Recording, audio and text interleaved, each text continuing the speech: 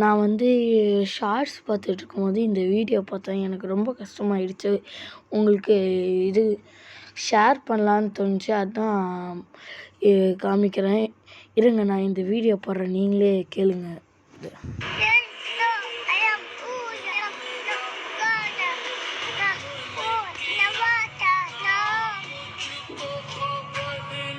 Guys, நீங்களே பாருங்கள்.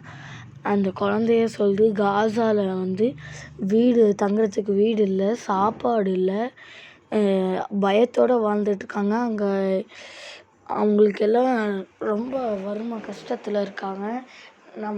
நம்மளால் காசு தான் கொடுக்க முடியல, ஆனால் துவா கேட்கலாம். இப்போ நம்ம துவா கேட்டால் அல்லாஹ் வந்து ஏதாச்சும் செஞ்சான்னா அவங்களுக்கு நல்லது.